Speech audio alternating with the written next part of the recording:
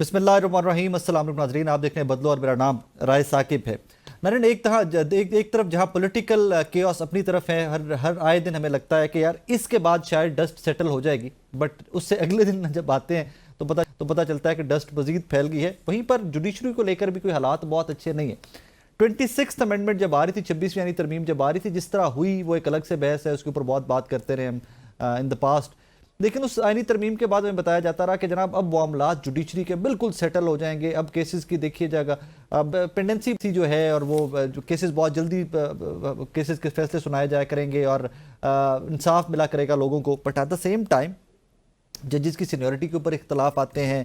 Judicial commission के रुकन अख्तर हुसैन साहब, पुराने रुकन काफ़ी अर्से से जो चले आ रहे थे, वो मुस्ताफ़ी हो जाते हैं।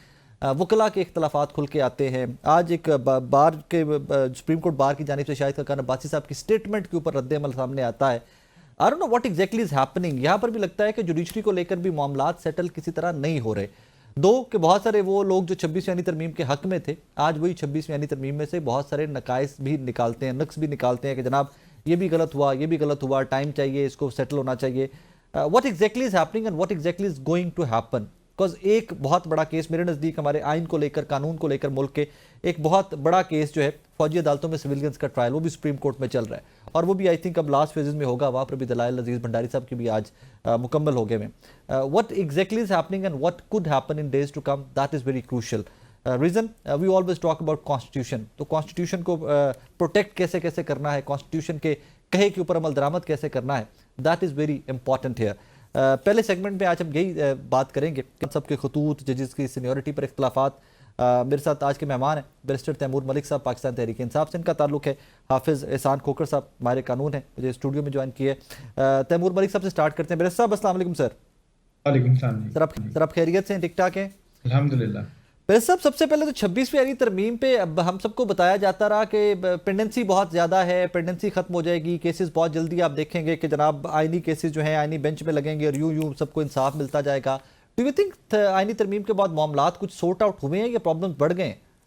देखें, ये तो बिल्कुल यहाँ है बात जो हम हमेशा से कहते थे जब ये बात शुरू हुई 26वीं आईनी तरमीम की, कि इससे मामलात ज़्यादा उलझेंगे, ना सिर्फ आवाम के लिए उलझेंगे, कानूनी तौर पे भी उलझेंगे। अब ये बड़ी डिबेट अक्सर अब चल रही होती है कि कौन सा मामला आईनी बेंच के आगे जाएगा, कौन सा सुप्रीम कोर्ट के रेगुलर बेंचेस के तहत जाएगा।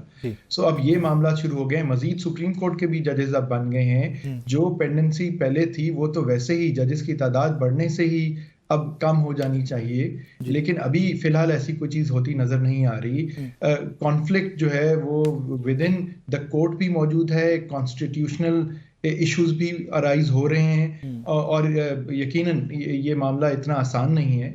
जहां तक बात है कि पेंडेंसी को हैंडल करने की, मेरे जैसे तो ये कहते आए हैं कि ये मामलात नंबर ऑफ जजेस सिर्फ बढ़ाने से या कोई इस तरह की तरमीम से नहीं, ये तो आप डिजिटाइजेशन करें ऑफ जुडिशल केस लोड तो तब हो सकती है। एक तरह के मैटर्स एक तरह के बेंच के आगे लगाएं, जिस तरह बिल्कुल लाहौर हाई कोर्ट में उन्होंने ग्रीन बेंच बना के क्लाइमेट एनवायरनमेंट टाइप केसेस एक के पास लग रहे थे। क्रिमिनल जजेस कुछ जो हैं क्रिमिनल बेंच के जजेस क्रिमिनल मैटर्स को सुन रहे थे। तो इस तरह आप कुछ करके करें ताकि उनको केसेस को जल्दी टेकअप करके जल्दी रिजॉल्व किया जा सके। फिर टेक्नोलॉजी के तहत आप ये केस फिक्सेशन और बाकी चीज़ों में लोगों की, जजेस की इन्वॉल्वमेंट को कम करें, ह्यूमन इन्वॉल्वमेंट को कम करें, अमले की इन्वॉल्वमेंट को कम करें, और आप उसको आर्टिफिशियल इंटेलिजेंस, डिजिटाइजेशन और बाकी चीज़ों के थ्रू मैनेज करें। तो बहुत सारे मामलात, यानी कि एक जैसे मामलात यकीनन जो 50,000 या 51,000 पेंडिंग केसेस हैं अगर सुप्रीम कोर्ट में, तो अगर आप उनको अपनी डिफरेंट क्लासेस में डिवाइड करें तो बहुत सारी सिमिलैरिटीज होंगी बहुत केसेस में। उनको क्लब करें, उनको आगे पीछे इकट्ठे लगाएं। उस तरह मामलात को रिजॉल्व किया जाना चाहिए था, और अभी भी मैं उम्मीद करता हूं कि इस तरह के कामों के ऊपर, केस मैनेजमेंट के ऊपर, supreme court, law and justice commission, national judicial policy making committee जो है, ये सब इसके ऊपर काम करेंगे और इसको इम्प्लीमेंट करेंगे। तैमूर भी डर लगता है ये सवाल करते हुए, पता नहीं कि हमारी, चले आप वकील हैं, आपको तो बेहतर पता है कि आप कहाँ तक जा सकते हैं। हम साफियों को बड़ा डर लगता है आजकल, अपनी बाउंड्स का कुछ आइडिया नहीं होता कि हमारी बाउंड्री कहाँ तक है। जुडिशियल पॉलिटिक्स है अभी हमारी कोर्ट्स में, is that going on right now?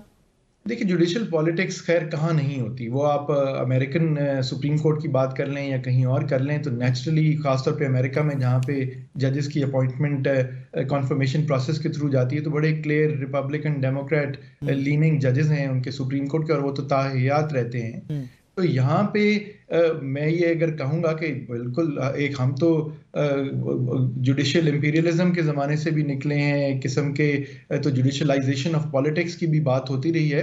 तो जुडिशरी के अंदर जो एक आप कह लें कि पॉलिटिकल थॉट की डिवाइड है, उसमें कोई ऐसी बात नहीं है, और उसके ऊपर बात करना भी कोई ऐसी बात नहीं है। बिल्कुल वो लोग इंसान हैं, अपनी अपनी सोच रख सकते हैं, और पॉलिटिक्स का मतलब ये नहीं है खाली कि किसी जमात की पॉलिटिक्स के साथ वो एग्री करते हो या बिलीव रखते हो, बल्कि उनका थॉट प्रोसेस भी जो है, फॉर एग्जांपल सिविलियन का मिलिट्री ट्रायल होना चाहिए कि नहीं होना चाहिए, it's a very political question. It's not linked to PMLN and PTI. मतलब इवेंचुअली जो भी फैसला सुप्रीम कोर्ट करेगा वो बहुत आने वाले अरसे के लिए सब पे अप्लाई होता रहेगा।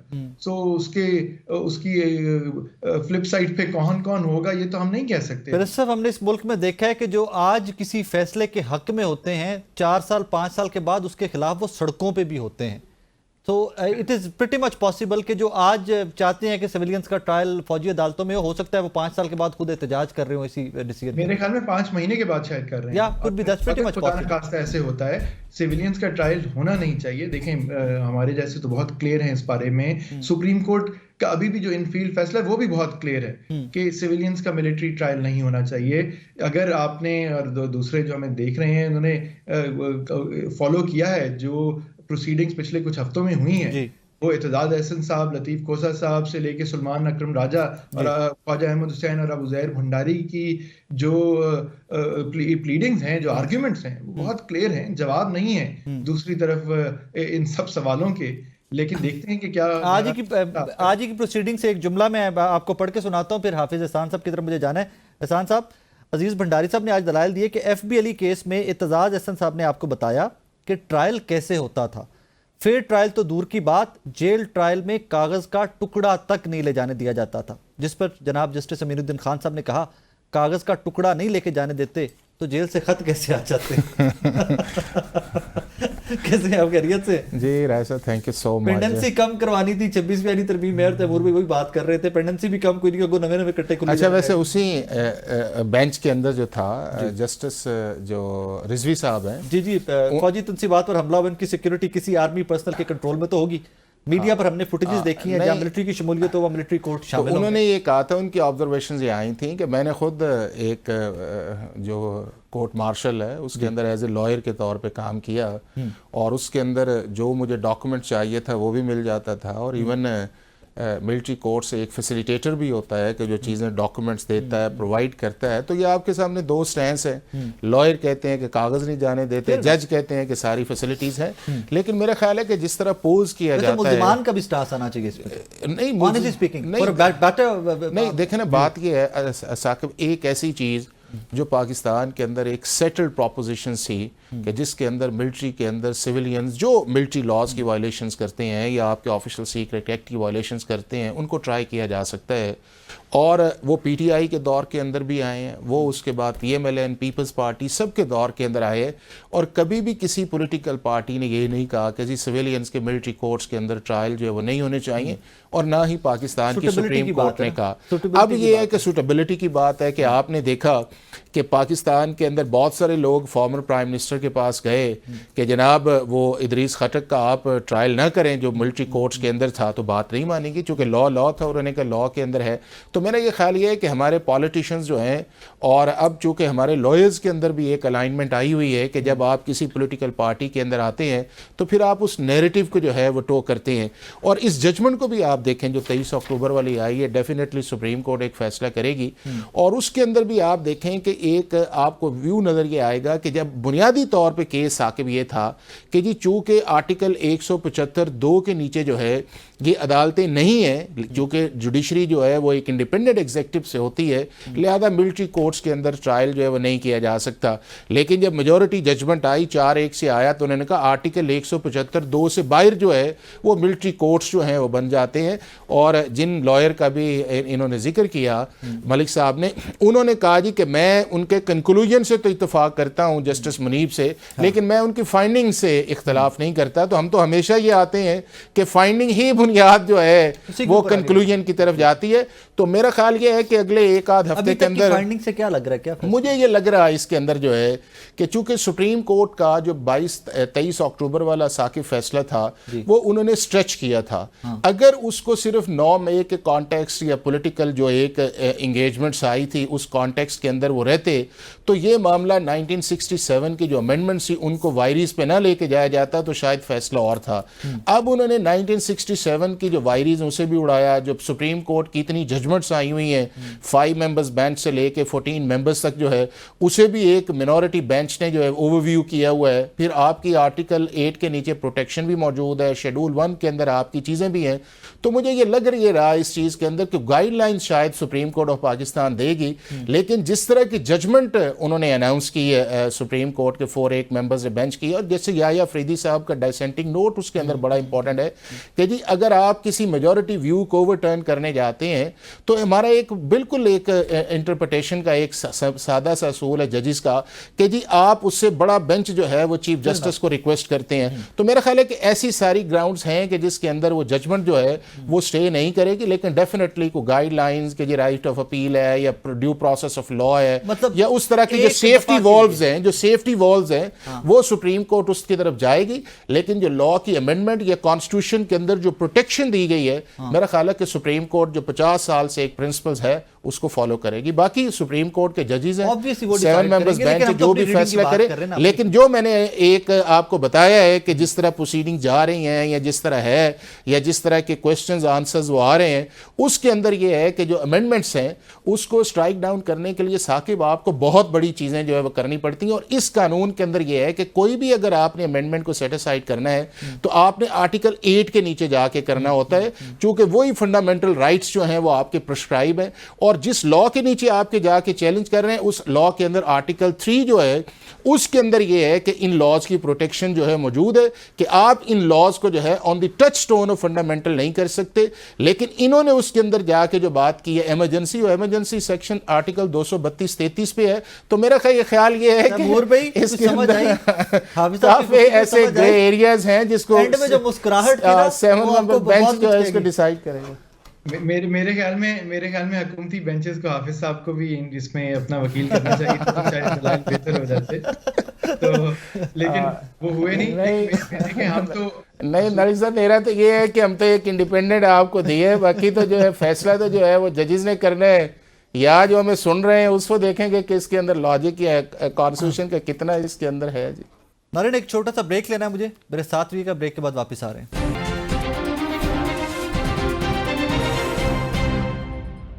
वेलकम बैक नाजरीन। आप सब ये क्या हुआ है, कल अख्तर हुसैन साहब को मुस्ताफी हुए? What happened? देखें एक खबर दीजिएगा कि मतलब मैं उस पर बताता हूँ। एक तो ये है कि जो आपका कॉम्पोजिशन है उसकी पाकिस्तान बार काउंसिल की कॉम्पोजिशन के अंदर है। अब वो कॉम्पोजिशन के अंदर बाय मेजॉरिटी जो है वो उसने 1 मेंबर्स लाना है। अब बार काउंसिल्स की जो आपकी मियाद है वो भी इसी साल जो है वो मुकम्मल हो रही, 5 साल वो पूरा कर रहे हैं। और उसके बाद इनका टेन्योर जो है वो चूँकि 3 साल के लिए टेन्योर था, वो जुलाई के अंदर जो है वो टेन्योर भी ख़त्म हो रहा है। तो मैं ये समझता ही हूँ कि बाइकआउट करना या रिज़ाइन करना साकिब ये ऑप्शन नहीं होता। वो तो जस्टिस अपने चीफ जस्टिस नहीं, वो नहीं, अगर ये प्रिंसिपल मान लिया जाए उससे। देखें, एक तो ये है कि बुनियादी तौर पे जिस सारे लोग आप जिस बात पे बात करते हैं वो बात करते हैं कॉम्पोजिशन के ऊपर, चाहे वो जुडिशल कमीशन की कॉम्पोजिशन है या उसके बाद जो कॉम्पोजिशन आपकी कॉन्स्टिट्यूशनल बेंच की है। ये 2 बुनियादी चीज़ें हैं। लेकिन ये 2 बुनियादी चीज़ें जो हैं, मैं उस चीज़ पे हूँ कि जो सबसे ज़्यादा इस पे बात करते हैं उन्हीं की इसके अंदर कॉन्करेंस भी शामिल थी। देखे ना कि आप मतलब पीटीआई उस प्रोसेस के अंदर थी, रेकॉर्ड का ना पीटीआई उन्होंने रेकॉर्ड कर उनके आईनी बेंच हमारी सजेशन। हाँ, तो वो नहीं, वो भी आ गया, कॉम्पोजिशन भी आ गया, आपकी पार्टिसिपेशन भी आ गई, आप हिस्सा भी लेते हैं सारा, और फिर आप ये कहें कि जी हम इंडिपेंडेंस ऑफ जुडिशरी है। तो अगर अख्तर हुसैन साहब को भी ख्याल इस चीज का आया, नंबर वन ये नहीं साकिब, एक मैं कॉन्स्टिट्यूशनली चीज बताऊं कि जुडिशल कमीशन ऑफ पाकिस्तान का जो है वो सीनियोरिटी से कोई ताल्लुक नहीं है। सीनियोरिटी डिटर्मिन करना जो है वो जुडिशल कमीशन ऑफ पाकिस्तान का काम ही नहीं है। वो अपॉइंटमेंट की बात नहीं, अब देखे ना, अभी तक इस्लामाबाद हाई कोर्ट के अंदर जो है अगर ग्रीवेंसेस है तो वो उन जजेस का है जो मौजूद है, और वो अगर नहीं, वही जो 5 या 6, और वो अगर चीफ जस्टिस नहीं बनते तो ग्रीवेंस उनका है। और वो तब सिचुएशन बनती है कि जब एक प्रॉपर पैनल जो है वो जाए जुडिशल कमीशन के पास और वो जाके कहे कि जी अब नंबर 1 2 है, नंबर 3 ये है, नंबर 4 ये है। अब इसके अंदर ये है कि जुडिशल कमीशन के पास तो ऐसी कोई चीज गई ही नहीं है। इवन जो आपके एक्टिंग चीफ जस्टिस लगे हुए हैं इस वक्त, वो आपके लगे हुए हैं प्रेसिडेंट ऑफ पाकिस्तान के कहने के ऊपर, और उन्होंने तीनों प्रोविंसेस के अंदर जो है वो एक्टिंग चीफ जस्टिस लगाए हैं कि जब वो उधर से आए हैं, चीफ जस्टिस जो आए हैं इस्लामाबाद होके आए हैं, इस्लामाबाद से आए हैं, पेशावर से आए हैं, बलूचिस्तान से होके आए हैं, तो वो तो उनकी एक डिस्क्रिप्शन है जो आर्टिकल 178 के अंदर उनका है, 186 है कि जिसके अंदर। अच्छा, अब ये है कि अगर उन्होंने रिजाइन कर दिया तो अब आके इतनी लंबी चौड़ी बात करना नहीं, जो भी मेजॉरिटी आएगी नहीं, देखे ना कि मैम ने भी ये देखा है कि वही आएंगे। देखे ना कि बात ये है कि जो मेंबर्स हैं उनका एक इजलास है, कल इजलास होने जा रहा है, उसके अंदर जो मेजॉरिटी है वो मेजॉरिटी जो है उसके अंदर जिसकी वो नॉमिनी करते हैं कि जी ये हमारा नॉमिनी होगा, वो उसके अंदर जो है वो आपका मेंबर आ जाएगा। बात की मिट्टी बड़ी जरखेज है। आजम नज़ीर तारड़ साहब लॉ मिनिस्टर, एहसन भून साहब कमीशन का हिस्सा, बड़ी वकीलों को लेके अफजाबाद की मिट्टी की बड़ी जरखेज। नहीं, आप ये देख लें ना, तो आप उसके बाद देख लें कि उसके साथ साथ आपके इंफॉर्मेशन मिनिस्टर भी उसी एरिया के, वो गुजरावाला नहीं, डिवीजन तो वही है ना, डिवीजन तो वही है ना, पानी पीछे से उधर से ही आ रहा है। राजेंद्र सारे जाके राजेंद्र तैमूर मलिक साहब देखे आपने गुजरावाला हर तरफ छाया हुआ है, मतलब एहसन भून साहब भी तशरीफ ला रहे हैं तो सुना। नहीं, बिल्कुल लगता यही है जी, और इसीलिए हमारे शायद गुजरावाला डिवीजन के दोस्त शिकायत करते हैं कि वो बहुत ज़ेरे अताब रहते हैं। तो खैर, but on a serious note, what actually happened, Akhtar Hussain साहब ने ये रिजर्वेशन या रेजिग्नेशन तब आया कि जब जजेस की अपॉइंटमेंट हो चुकी थी, when the process was done at once. कौन सी कॉल आई कि वो जो ज़मीर की call, whatever people call it as, वो कहां से आई कि जब सारा प्रोसेस कंप्लीट हो गया उसके बाद रिजाइन कर दिया? देखिए, ये तो उनकी अपनी एक सवाबदीद है, उनका अपना फैसला है। हमें नहीं पता कि उन्होंने किस बेसिस पे किया, उनकी अपनी ज़मीर की अगर आवाज़ है तो बिल्कुल ठीक है। अब जो भी किसी और ने आना है, अगर वो एहसन भून साहब ने आना है तो जो नॉमिनेटिंग लोग हैं ये उनका फैसला होगा। जिस तरह जो आला अदलिया के अंदर इस वक्त ज़्यादातर तैनातियाँ होनी थी वो तो हो चुकी हैं, वो तो मामलात सबके सामने आ चुके हैं।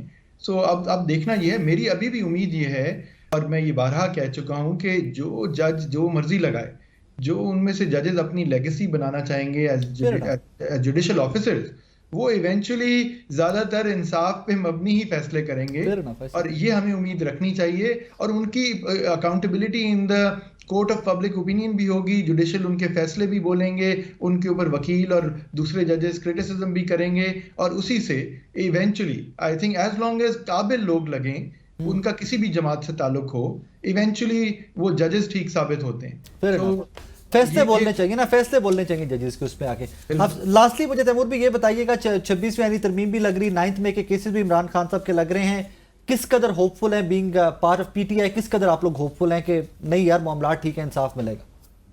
देखिए, उम्मीद तो कुछ होती है तभी हम अदालतों के सामने हैं, सुबह से रात तक हैं, हफ्ते के दिन भी अदालतों के सामने हैं, क्योंकि अभी भी हम तहरीक इंसाफ का अलम बुलंद करके खड़ी है कि इंसाफ चाहते हैं और इंसाफ अदालतों से ही मिल सकता है। सो अब किसी भी फैसले के अंदर जैसी मर्जी सजा दी गई हो, उसकी अपील भी हम अदालतों के आगे करें, तो यकीनन कुछ उम्मीद तो हम रखते हैं, ना उम्मीदी गुनाह है वैसे भी।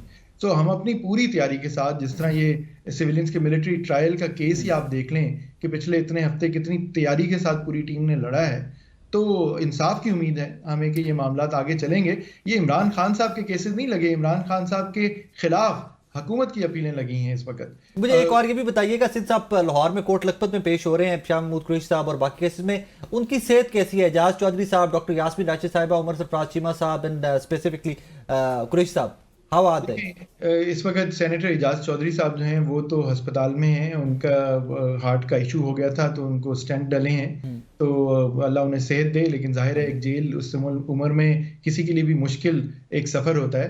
कुरैशी साहब ठीक हैं, डॉक्टर यास्मीन राशिद जाहिर है उनके चेकअप कुछ होते रहते हैं, कैंसर सर्वाइवर हैं, बड़ी हिम्मत है उनकी। महमूद रशीद साहब और उमर चीमा साहब भी मुख्तलिफ हेल्थ के इश्यूज से गुजरे हैं लेकिन इस वक्त ठीक हैं और एक ट्रायल्स का सामना कर रहे हैं। उनके केस में भी मैं सिर्फ ये कहूंगा कि देखें, इतने सारे जो 9 मई के लाहौर के केसेस जो अब चल रहे हैं उसमें कई सौ नहीं कई हजार लोगों को 9 मई 2023 के बाद से बेल मिल चुकी हुई हैं, लेकिन इन लोगों को उन्हीं केसेस में बेल नहीं मिली हुई। ये कहाँ भागे जा रहे हैं? ये अगर इनको भी बेल मिल जाए और फिर यही अदालत में जिस तरह बाकी लोग आके अपनी अटेंडेंस मार्क कराते हैं और तारीख का अदालत का सामना करते हैं ट्रायल का अपने वकीलों के साथ, तो ये भी करेंगे। इनको बंद रख के क्या मकसद है और क्या मिल रहा है? सो ये इनकी बेल्स भी लगनी चाहिए। इजाज चौधरी साहब की सुप्रीम कोर्ट में बेल बहुत अरसे से पिछले कई महीने से पेंडिंग है जो नहीं लगी, वो लगनी चाहिए। आई थिंक अभी आपके जो 7 रुकनी लोग मिले हैं ना, जो आपका मिले हैं ऑपोजिशन के साथ और अरकान, आई थिंक उसके बाद कुछ ना कुछ आपके केसेस वैसे लगते नजर आए, क्योंकि रिक्वेस्ट भी पुटअप की ना उस पर तो बाबर अवान साहब ने भी कहा। नहीं, एक छोटा सा ब्रेक ले रहे हैं नाज़रीन, मुझे ब्रेक के बाद वापस आ रहे हैं। ब्रेक के बाद कराची की एक स्टोरी हाईलाइटेड है, मुस्तफ़ा आमिर कत्ल केस, उसके अरमगान जो मुलजिम है उसके वालिद हमारे साथ होंगे, अगले सेगमेंट में उस पर बात करेंगे। छोटा सा ब्रेक, मेरे साथ रहिएगा।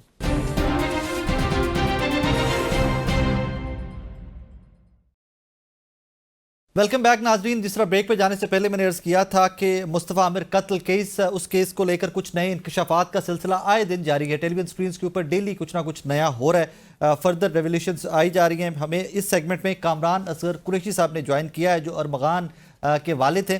कुरैशी साहब अस्सलाम वालेकुम सर। जनाब आप खैरियत से ठीक है? यार अभी तक तो जिंदा हूं, दिल धड़क रहा है, पता नहीं कब निकालेंगे, लेकिन मौत से डर नहीं लगता। आगे चलें सर। मोमिन है, मोमिन को मौत से वैसे ही डर नहीं लगता। Sir what exactly is happening case को लेकर अभी तक क्या इंफॉर्मेशन है आपके पास?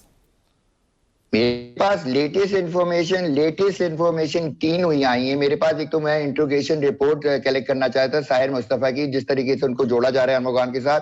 सेकंड इंफॉर्मेशन ये है कि एक मोहसिन इस मुल्क का एक मोहसिन था who has been stripped of his post। उनका नाम है जज साहब Syed Zakir Hussain Shah, has been stripped off। ये मुझे किसी मेरी कजन ने बताया था during all this chaotic and हिजानी कैफियत। सर ये वही जज है ट्रायल कोर्ट के जज? सर ये ट्रायल कोर्ट के जज है जिन्होंने जिस्मानी रिमांड पे जुडिशियल किया था अरमगान को? आर यू टॉकिंग जो पहले जज थे जिनको 10 तारीख को जिनसे मैं मिला था। और बाय द वे मैं 5 तारीख से मिस वजिया के बयानात सुन रहा हूं टू डेट, उनकी देख रहा हूं, वो माशाल्लाह अपने बच्चे के लिए बड़ा कर रही हैं। लेकिन 5 तारीख से आज होगी 25 तारीख, मेकिंग इट 50 डेज। उस 50 डेज में मिस वजिया ने और उनके जो हस्बैंड हैं उन दोनों ने ये लाउड एंड क्लियर सबको बताया कि उनका हमारे से कोई कांटेक्ट नहीं हुआ। I think you are aware of that, right? Fair enough right. तो 10 तारीख को मिस वजिया साहिबा जब आप कोर्ट रूम के बेंच पे बैठी हुई थी अपनी हस्बैंड के साथ, किसी के बंदे ने पॉइंट आउट किया था कि वो हैं उसकी वालिदा, तो मैंने अरमगान की वालिदा से दरखास्त की कि इनके जाके कान में एक नाम बताएं। उस नाम का ही दुश्मन वो भी आपके बेटे का दुश्मन है, मेरा बेटे का दुश्मन है, आपके बेटे का हासिद है, मेरे बेटे का भी वही हासिद। वी हैव अ कॉमन हासिद first of all. Are you talking about Sahir sir? No not Zahir. मैं एक और नाम बताऊंगा आपको। मैं आपको क्यों बताऊं? जी सर आप पहले ये बताएं आप। मैं अपने लॉयर को बता चुका हूं सारी चीजें, ठीक है? अब जो भी आंदा कोई भी चीज, कल मुझे दरअसल थाने से भी बुलाया जा रहा था तो I said sorry, I am coming with my lawyer. मैं तो लॉयर के बगैर सबसे पहले मेरी गुजारिश सुनिए। तो मिस वजिया के पास अरमगान की वालदा गई, उन्होंने कान में उनके कुछ कहा, वह नाम दिया। 3 मिनट तक वो तस्वीर पकड़ी हुई थी, मुंह पे कोविड का बहुत, सर पे दुपट्टा था इनके। वो 3 मिनट तक इनसे बात करने की कोशिश करती रही।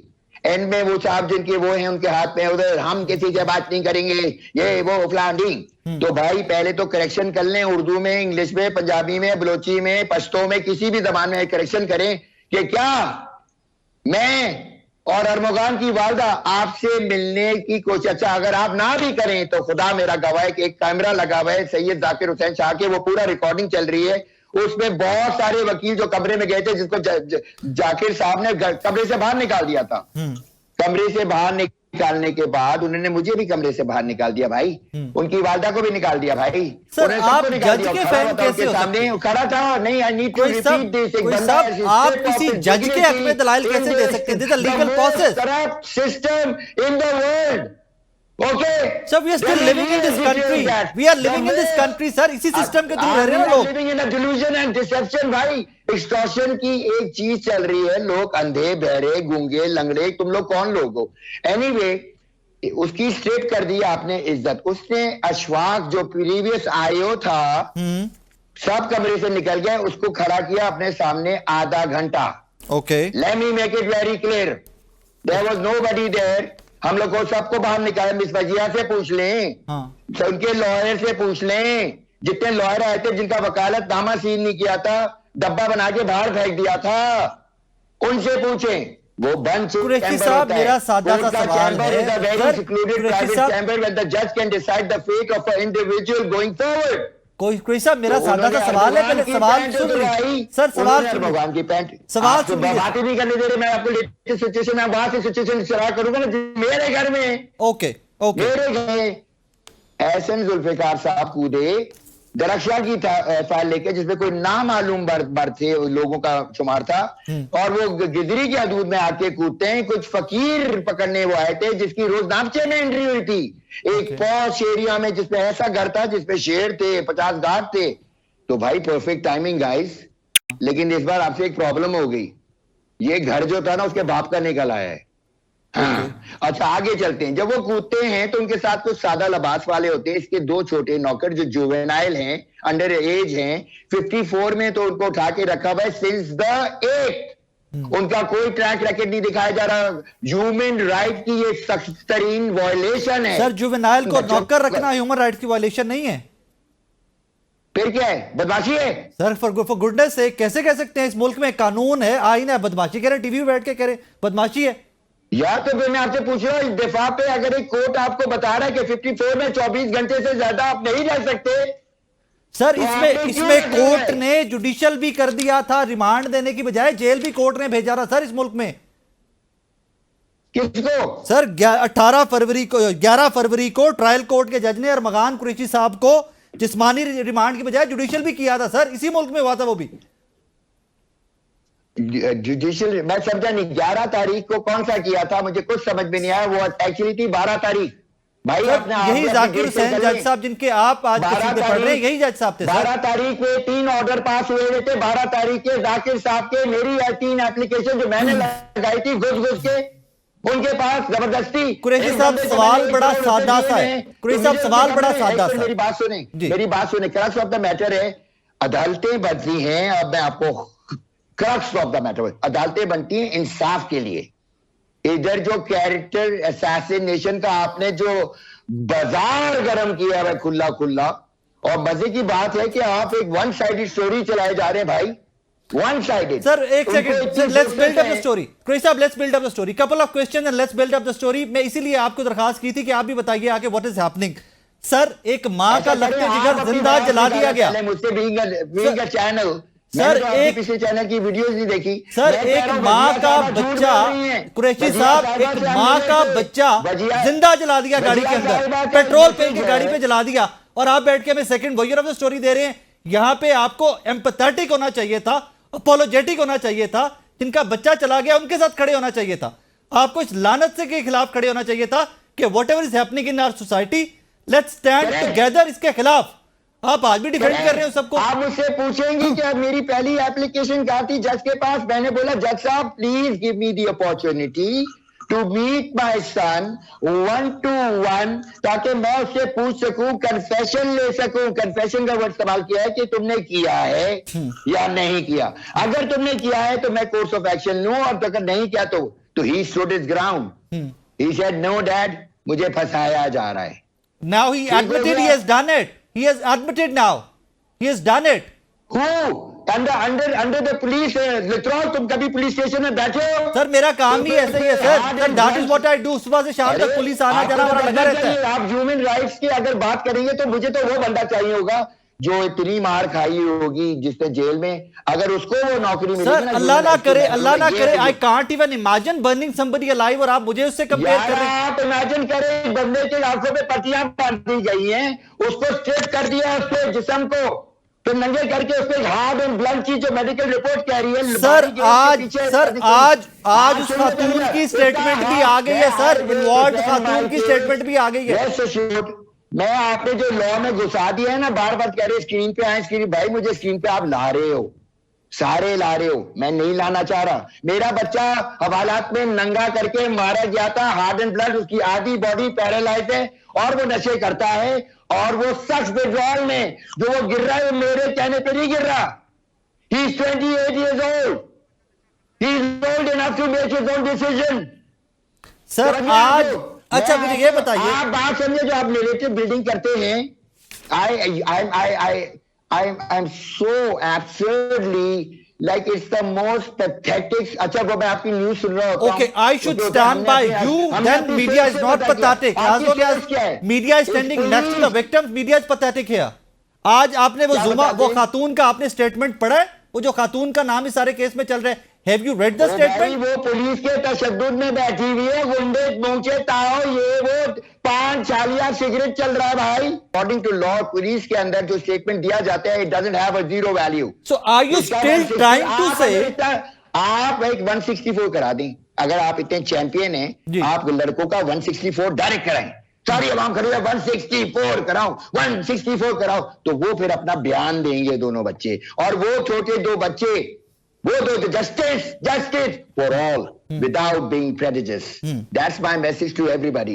अच्छा, जो न्यू ईयर पे मैं एक और बात बता दूं, न्यू ईयर पे उन्होंने रेस की, वो जीत गए मोहतरमा। जब मैं बेटे से मिलने गया था जेल में, तो मैं बोला ये क्या स्टोरी चल रही है अर्मी, और फोन गरीब वाले सिस्टम से गया था, कोई जतोई वाले सिस्टम से नहीं गया था। मैं लोगों से 50 रुपए का बैग खरीद के, मैंने बोला मैं इस सिस्टम को देखना चाहता हूं कि गरीब कैसे गुजरता है, मैं गरीबों की तरह गुजरूं। गरीब सर आप तो ऐसे पोर्ट्रे कर रहे हैं जैसे मियां मंशा आप ही हैं, मियां मंशा भी आप ही हैं यहाँ पे, इस मुल्क के अंदर मलिक रियाज भी आप हैं। Who exactly are you sir? Who exactly are you? लोगों की तजलील मत कीजिए, गुर्बत गरीब में देखना चाहता था, लेट्स नॉट गो देयर। एक सादा सवाल मेरी यार सुन लीजिए, रिक्वेस्ट मेरी सुन लीजिए sir, what exactly happened to Mustafa Aamir, जो आप कह रहे हैं कि your kid had nothing to do with Mustafa Aamir. Mustafa Aamir कहां गए, कैसे मारे गए, इसका जवाब सुन लें। तीन चीजें सुन लें। ये घर रैंसैक हुआ था, और जो आप खबरों में बता रहे हैं ना कि जो उठा के ले गए थे बच्चे को, उठाने कोई नहीं आया था। ये गोली यूज की थी उसने, ये देखें, ये कहां गया कैमरा, ये रहा, ये होती है तकरीबन बहुत छोटी गोली है भाई। हाँ। इसको से मरता भी नहीं है बंदा। तो डीएसपी पे चली थी, निकला था, तो कोई पुलिस वाला पहले ये बताया मारा क्यों नहीं, वो डीएसपी जख्मी हुआ ना सर, होल्ड किया। असल में हुआ ये था कि जो बटोरने आए थे पैसे, जब फायर हुआ और बच्चे ने 15 पे कॉल की और चीखना शुरू हुआ कि आ गए हैं मेरे बिजनेस उखाड़ने, और चीख रहा था क्योंकि I was online with him, I was coming back from Changamanga, speed करता हुआ आया हूँ, 3 स्पीडिंग टिकट मिले, और मैं उसके लाइन पे रहते, कूल डाउन सन, कूल डाउन, रिलैक्स, जिसपे इन्होंने ये तक बोल दिया तला जतोई साहब ने कि मैंने उसको फोन पे ये बोला कि जी अपने सिस्टम डी करेगा, चला जाए, ओए तला अल्लाह से डरना शुरू कर दे तू भी, ठीक है ना, जो तू तीर्था चर्च का तू एम्बेसडर बना हुआ ना, तो खुद बैठ के मकसूद के साथ रात को फेस 2 एक्सटेंशन में मेरे पुराने घर के सामने बैठ के चर्च पीते हैं आप, और ये बता लें, मकसूद से पूछ लें, मानी से पूछ लें, सबसे पूछ लें। Let me tell you something जी, and I tell you something, मैं गायब हुआ तो मेरा गायब होना आप डीआईजी सीआईए मुकद्दस हैदर को पता करेगा ये बच्चा गायब कहां हो गया। मेरे बच्चे को कुछ हुआ, आप डीआईजी सीआईए मुकद्दस हैदर से पूछिएगा कि उसके बच्चे का अभी तक मेडिकल क्यों नहीं हो रहा। ठीक हो गया। एंड ऑनलाइन में आपको बता रहा हूं, अब ऑनलाइन बता रहा हूं, और मैं अब लास्ट दफा बता रहा हूं, I will destroy this prosecution, destroy कर दूंगा मैं आपकी सबूत के साथ जरूर मैं तो आपको देखूंगा। उसके बाद मैं अवाम को भी बता रहा हूं, मैं एक एक करके जिस तरह मेरा बेटा स्ट्रिप हुआ था ना, इंशाअल्लाह ताला बिइज़्निल्लाह मैं आप लोगों को भी स्ट्रिप करूंगा। सर सबूत रखिएगा। तो भाई मेरी तो यहाँ पर फाइलें ही मेरे टेबल पे, मैं आपको थोड़ा टूर कराता हूँ अपने कमरे का। ये देखें, ये मेरा टेबल है भाई, ये मेरा बच्चा है भाई, ये सारे पेपर हैं पीछे, मैं सेट्स बनाता जा रहा हूँ। मेरे पास इतनी कॉन्ट्रेडिक्शन है भाइयों बहनों, मैं आपसे पूरी आवाम से एक इल्तिजा करता हूं, और बल्कि बिलाल टेंशन अगर तुमने ये प्रोग्राम देखना है तो मैं तुम्हें बता रहा हूँ, तुम्हें डरने की जरूरत नहीं है, पुलिस से नहीं डरो, जज से बिलाल नहीं डरो, टेंशन कौन है मेरे सर? पास मेरे पास आ जाओ। बिलाल और फिर टेंशन ये बताना कि तुमने एक काला बैग जो अरबकान ने अपनी माँ को दिया था और अपनी चीजें डाली थी, अपना पर्सनल लैपटॉप और अपनी घर की पूरी सिक्योरिटी की कीज, अपने पर्सनल अपनी चीजें, पासपोर्ट वगैरह, वो तो, और नकदी पैसा बहुत सारा वो दिया था। ये तो मैं एक चीज बता रहा हूँ, बहुत सारी अलग चीजें गुमी हुई हैं जो, लेकिन मेन चीज बता रहा हूँ आपको, एक काला बैग था जो कि लाइट्स ऑफ थी, वो छीन गया। बिलाल भी उसके गवाह हैं, आसिफ भाई भी गवाह हैं उसकी माँ बच्चे की भी उसके गवाह है, और चौथा मैं था जो फोन पे था। अच्छा, एक और बात आपको बता दूं जो आप नहीं समझा रहे अभी तक, जो एहसन जुल्फिकार अपने प्राइवेट बंदों के साथ घुसे थे मेरे घर में 60-40% पे, तो प्राइवेट बंदों को देख के मेरे बच्चे ने उनको पहले चीखा कर निकलो, तो उन्होंने बोला हम पुलिस वाले, उन्होंने फायर मारे। सर मैं आपको दिखाऊंगा फायर के, फिर जब उन्होंने फायर मारे, then all hell breaking loose। Sir thank you for your time. हमारे शो का वक्त खत्म हो गया। कुरैशी साहब आपके वक्त का शुक्रिया। कुरैशी साहब हमारे साथ मौजूद थे यहाँ पर। I don't have to say that I stand by what he said और I agree to him. I don't have to say that either. सिर्फ एक बात कि किसी भी माँ का लख्ते जिगर जिसका छिन जाए, जिसको बच्चे को गाड़ी में जिंदा जला दिया जाए, उसके ऊपर कानून को क्या करना चाहिए मुझे और आपको बताने की जरूरत नहीं है। There is a constitution, there is a law in this country, और उसी कानून के तहत जो कोई भी इस घिनौने तरीन हरकत में शामिल था उसको सख्त से सख्त सज़ा मिले, ताकि आइंदा बहुत सारे मुस्तफ़ा अमर, बहुत सारे अरमगान और शराज, इन तमाम लोगों से, साहिर से, बहुत सारे लोगों से महफूज रह सके। अपना ख्याल रखिएगा, दुआ में याद रखिएगा। अल्लाह हाफ़िज़।